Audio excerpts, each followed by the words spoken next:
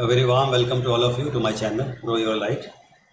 So, a few videos back, we had started exploring the theme of understanding the mind. So, we'll continue in that series.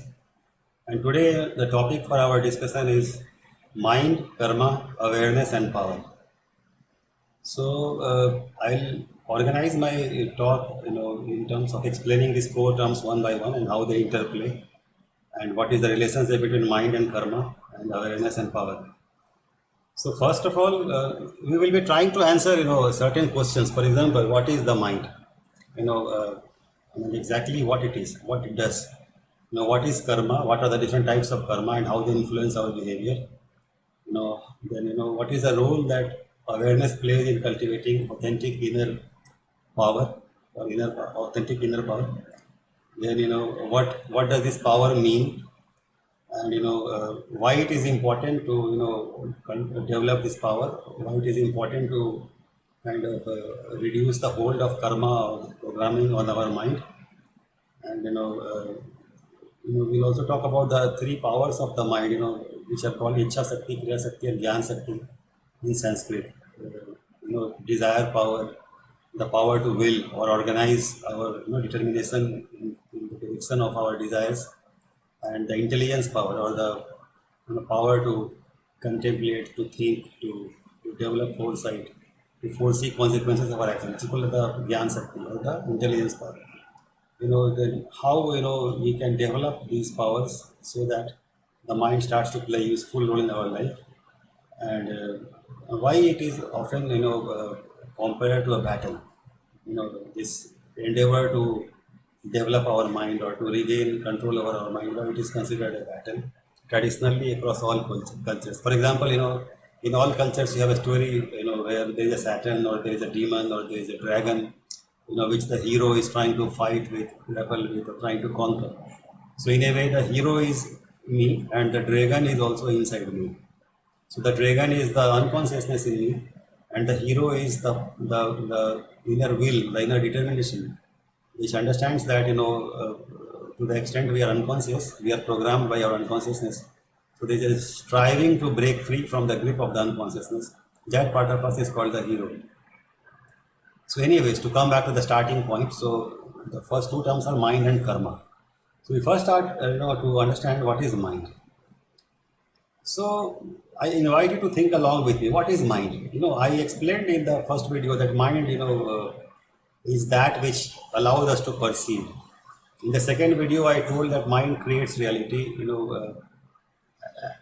As is the mind, so is our world. So the world that we see outside is kind of not only objective, but it is also subjective. We discussed this in an earlier video, right?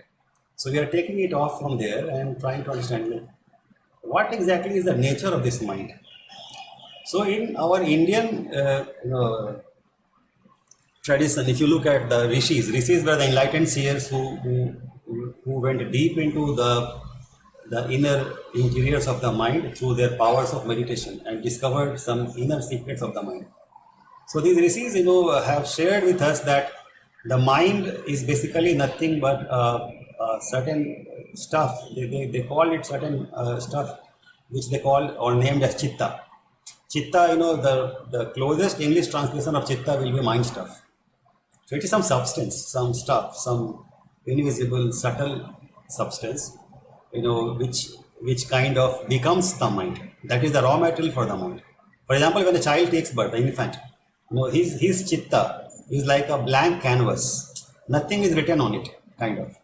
But as the child starts to accumulate experiences, as he learns language, as he is educated, as he goes to school, he adopts, attitudes, thoughts, beliefs, values from the elders, from teachers, from his observations, etc. That chitta, that mind stuff starts to get imprinted with content, with thoughts, with ideas, with beliefs, with values. So the idea is that to start with, the mind stuff is what we start with. I mean, if you believe in reincarnation or rebirth, for example, being in India, we believe in reincarnation, rebirth. We believe we are souls and we have gone through so many, rebirths.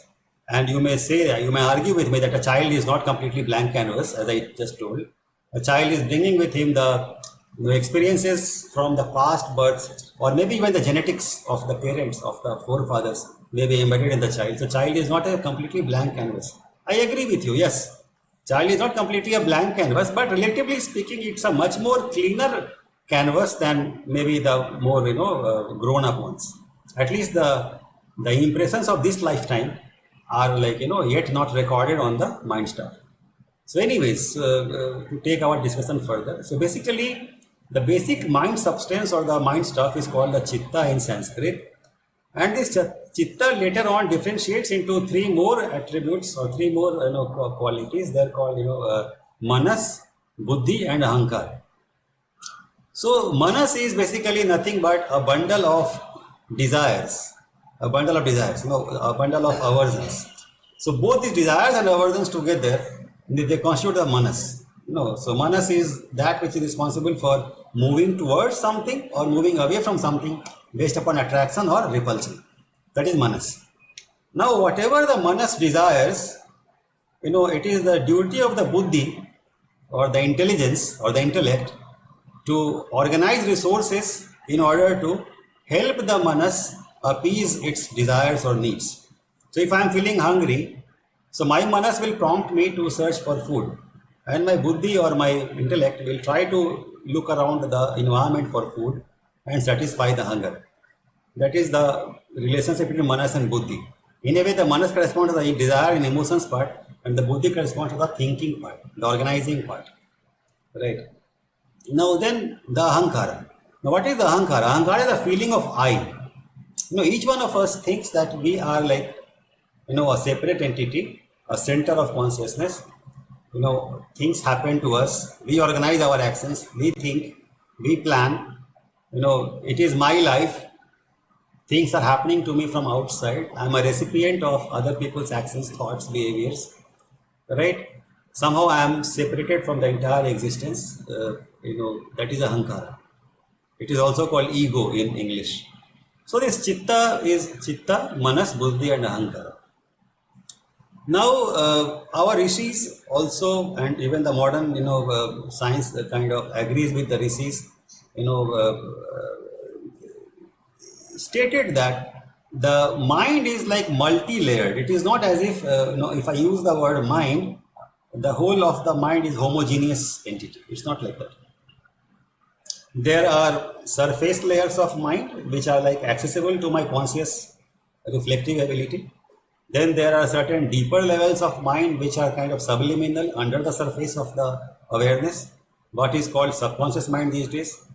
And then there's the deepest layer of mind which is kind of very, very difficult to access, and what is called as unconscious in the modern literature. So in our Indian tradition, the surface layer of the mind was called the sthul sarira.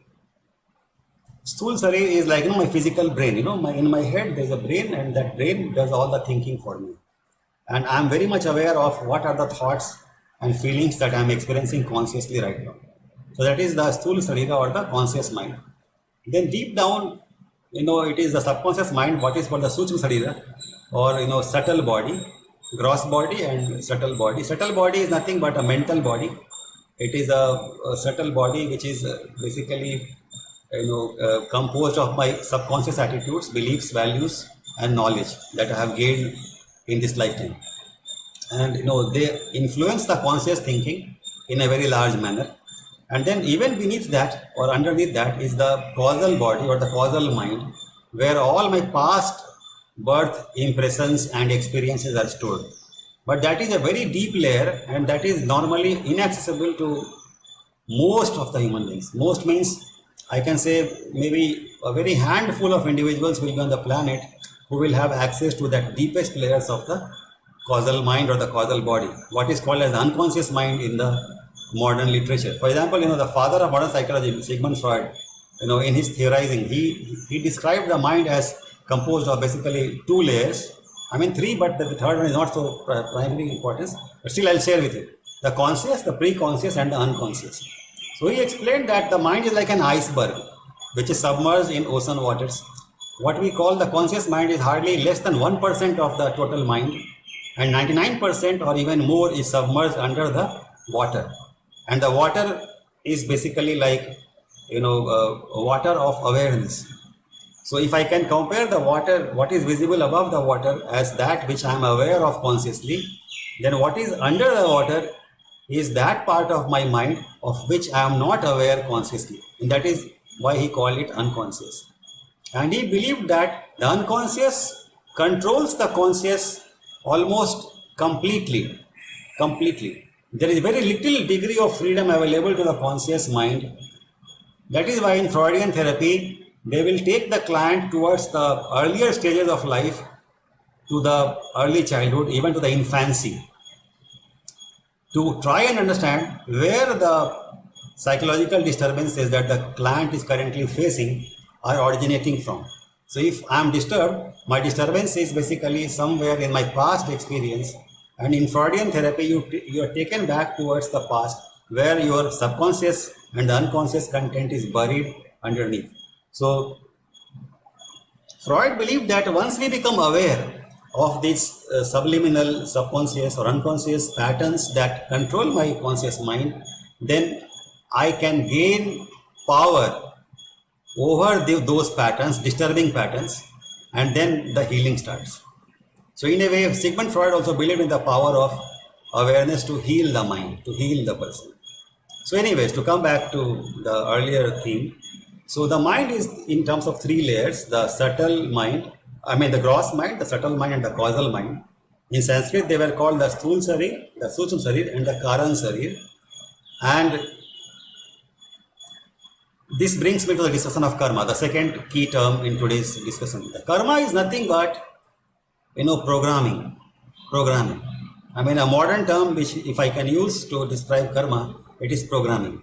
Like Freud told that our conscious mind is almost completely determined by the unconscious mind, the content of which we are unconscious is perhaps possible to be called as karma. But in Sanskrit, ancient Sanskrit literature, ancient Indian literature, karma has been very beautifully differentiated into three types. First is the Sanchit karma. Sanchit karma is at the causal mind level, at the unconscious mind level. It is a reservoir of all my impressions that I have received in all my births, in all my earlier lifetimes. It is the deepest level reservoir of memory from all my earlier lifetimes. So Sanchit, Sanchit means accumulated. The literal meaning of Sanchit is accumulated. So all my accumulated karmas, all my accumulated tendencies coming from all my past births is that Sanchit karma. Now from the store of Sanchit karma, the soul chooses to experience a certain part of the karma or certain type of experiences for it to gain more awareness. And as per the Indian tradition, what we call Hinduism, the belief is that the purpose of the soul is to become so aware that there is nothing left unconscious inside the soul. We have to become so much aware that the conscious mind is able to get access to subconscious, which is the subtle mind, and the unconscious, which is the causal mind, so that the light of awareness can completely eradicate the darkness of karma or ignorance or programming. So unless we are able to reach those levels of depth of awareness, we cannot overcome the programming power of karma, so to speak. So Sanchit karma is the storehouse of karma from which we choose a certain stock to be experienced in this lifetime according to our desire to gain certain types of awareness, certain types of learning, what is called as the karmic lessons. So I have taken certain karmic lessons in my life which I need to learn as a soul in this lifetime, and to help me to learn those lessons, the divine intelligence or God is kind of arranging the events of my life in such a way that I get exposed to those interior contents of my mind. In a way, the external events are triggering a memory of the subliminal content of my mind so that I can become aware of my own patterns of thinking and feeling and reacting. So idea is that, let me give an example, my own personal example. So for example, let's say 15 years ago, my wife dropped a flower vase and it broke, and it's a very expensive flower vase. So my conscious mind recognizes this event as a very very beautiful and expensive flower vase getting broken. My eyes see that, reports to the brain, and my brain, the conscious mind, interprets it like that. Then what happens? Immediately the subconscious mind recognizes it as a loss, because in the subconscious mind, I have stored these values that money is important. The flower vase was very costly. I have invested a lot of money in that. So I have lost something significant. So it feels a certain sorrow, sadness, certain anger at the negligence of my wife, and I start shouting at her, scolding her, screaming at her, the emotional outburst. Now this is a very beautiful example of karma in operation. So my prarabdha karma, in the form of dropping of the flower vase by my wife, comes before my consciousness, my conscious mind. My conscious mind perceives this prarabdha karma, and it reacts in a certain way based upon my subconscious programming. Now this subconscious programming which forces me to react, in this case screaming and shouting in a certain manner, is called the agami karma or kriyaman karma in Sanskrit. Why agami or kriyaman? Because kriyaman means a karma which is right now in action in the present moment. And why agami? Because this is going to create my future. The way I react right now is going to create my future circumstances. For example, if I scream very harshly, my wife may become offended. She may start screaming back at me, and I may scream back at her, and then it may become a big quarrel. My children may get involved, the family members can get involved, and the whole family environment can get strained. And in the remaining, in the next few days and few maybe weeks, the experience which I will have will be of a strained relationship at home with my wife, and my children may also live in a negative environment. So this is basically what I am doing. With my agami karma or kriyaman karma, I am creating my future. So idea is that karma is at multiple levels. In terms of sanchit karma, it is all my past tendencies, past ignorance. They determine my prarabdha, which is the unfolding reality around me. And then I react to them according to my kriyaman karma, agami karma, which is subconscious programming, which further perpetuates the future course of events in my life, or what we call prarabdha. So there is a deep relationship between the sanchita, the prarabdha, and kriyaman karma. So if you have understood, I hope it's a very complex topic. I know, I'm sure, as we go along in these, discussions, I will be able to clarify these things with much more, clarity and with a lot more examples. And gradually, as you stay with me, you'll become used to my way of thinking. So the idea is that when I say mind, karma, awareness and power, what I'm trying to say is that generally for most people, as Sigmund Freud told, our mind is controlled almost completely by the unconscious programming or the unconscious karma, the sanchita and the prarabdha karma and the kriyaman karma. So to that extent, we are powerless. We are like a robot. Something happens from outside, we react according to our programming, and then other people around us react according to their programming in turn, and we together produce a chaotic circumstance. And then we feel that somehow we are controlled by fate or destiny. We feel we are powerless over our future. We are powerless over the events that are happening to us. We don't recognize the fact that actually it is my sanchit karma or my past birth karma that is influencing the present unfolding karma or prarabdha karma, and it is my own attitude or my own subconscious mind which is forcing me to react in a certain way, and the way I react is setting my destiny or setting my future experiences. So in a way, I as a soul, at least as a center of existence, as a conscious center of existence at the deepest level of my being, what is called a soul, at least as a soul, I am completely responsible for what I am experiencing in lifetime after lifetime after lifetime. This is the traditional Hindu belief. So when I talk about mind, I talk about programming in my chitta or mind stuff, which controls my reactions and my responses, which influences the people around me to react in a certain manner. To give another example, if I'm a short-tempered person, if I keep shouting at people for the slightest mistakes that they do, what am I going to experience? I'm going to experience other people being afraid of me if they are, let's say, younger than me or subordinates at the workplace. If I am in a position of power, I will keep shouting and keep scolding and keep punishing. So everyone is scared of me, right? So my programming of being an angry person is programming everyone else around me to behave in a certain way towards me, right? So to the extent I am programmed by my anger, to that extent I am fated to experience this negative energy around me. So this is the relationship between mind and karma and fate. That is why often in India, karma is also called fate.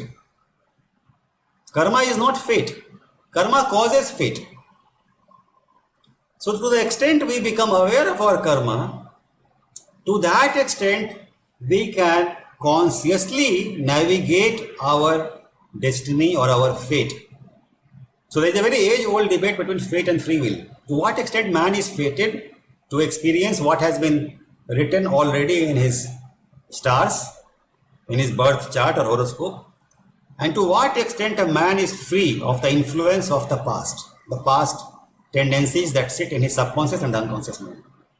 So my answer to this is, based upon my experiences, whatever I have gained so far, is that to the extent we are unconscious or unaware of our programming in the subconscious and unconscious mind, what I am calling karma, to that extent I am fated or I am forced to experience the unfolding reality in a certain way. And to the extent I am able to become aware of my own patterns of reaction to what is happening on the outside, to that extent I can influence the events unfolding in my environment. So if I have been an angry person in the past, and if I start to cultivate deeper awareness of my own angry patterns and gradually start to become aware of the root causes of my anger, I am now cultivating awareness. Coming to the third term of my today's topic, mind, karma, awareness and power. So awareness is that ability, to perceive my own inner attitudes, my own inner proclivities to react in certain manners. Now, more I cultivate that depth awareness, more I become aware of my mind in action. I can in fact become aware of my mind as it starts to act. Now, how does the mind act? The mind sees something on the outside, produces some thought, those thoughts cause some emotions, and those emotions cause our behavior. That is how it is. Event, thought, emotion, behavior. Right, that is the cycle. Event, thought, emotion, behavior. But from where does the thought arise? The thought arises from our Sanchit and the Kriyaman karma, the programming of the unconscious and the subconscious mind. That is why they are called subconscious, which is below the level of consciousness, and unconscious, beyond the access of my consciousness. That is why the name itself is subconscious and unconscious. So the idea is that if I become aware of my mind's inner patterns, the moment my mind perceives something as negative, we simultaneously become aware of our mind's reaction, our subconscious mind's reaction.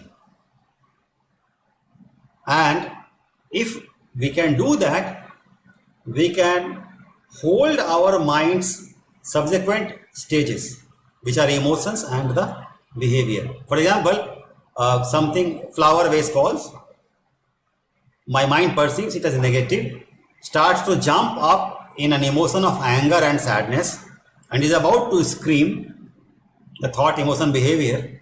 But I have been studying and meditating and contemplating, and I have grown much more wiser and much more aware. Then what happens? My mind jumps, but I am able to hold my mind as it is about to pounce on my wife. I am able to hold my mind right there and then as it jumps.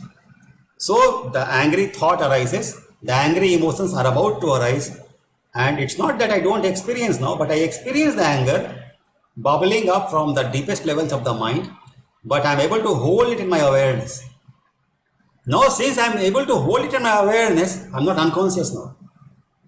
Because awareness by definition means consciousness. I'm conscious. So earlier I was unconscious of the anger and hence I was erupting. But now I'm conscious of my anger, I'm aware of my anger.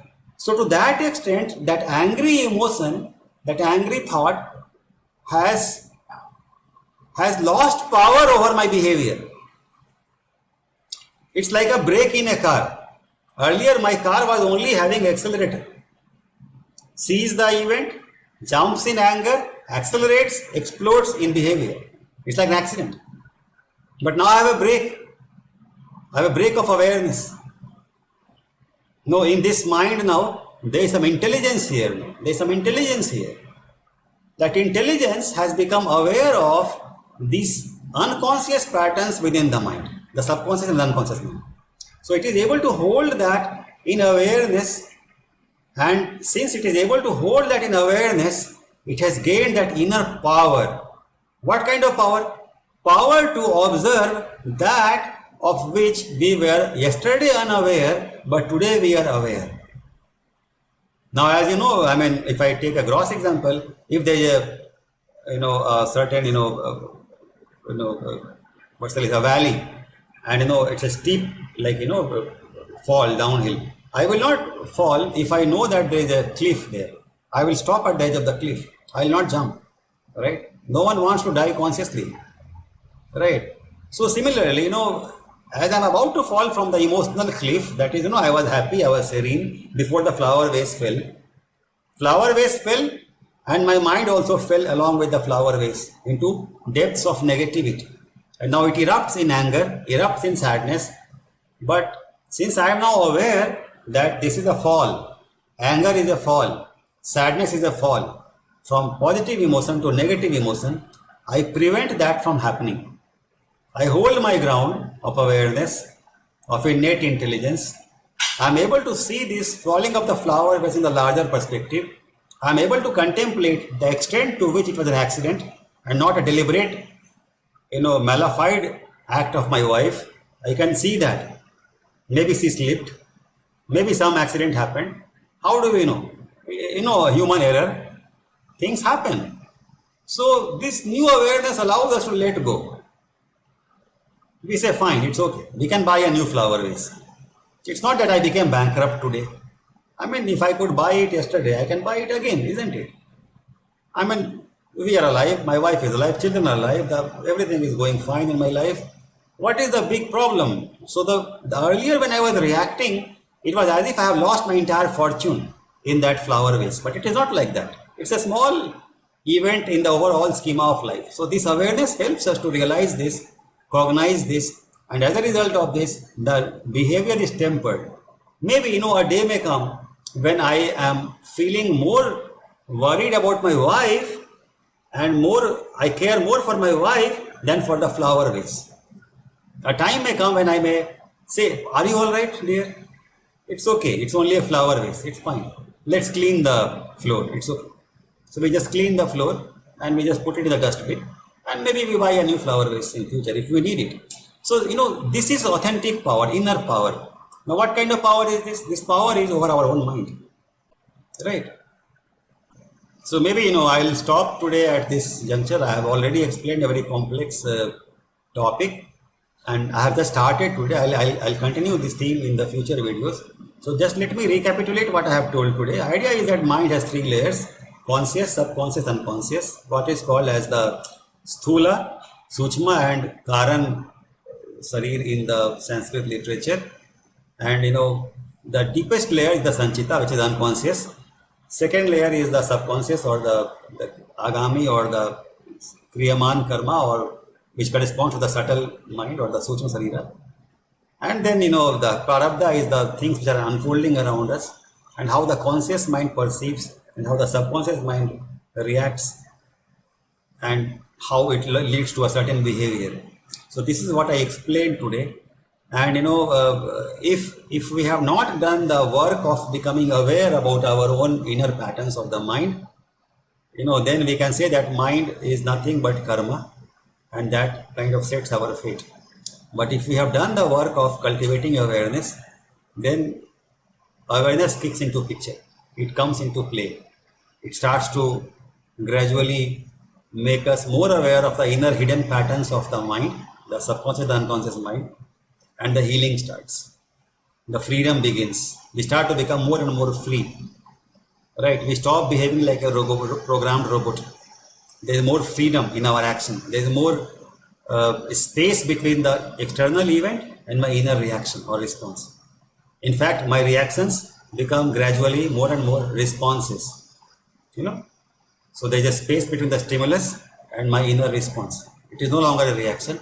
It's a well considered, mature response, a wise response. And this ability is the inner power, the authentic inner power of a liberated man, of a wise man. Thank you so much for listening.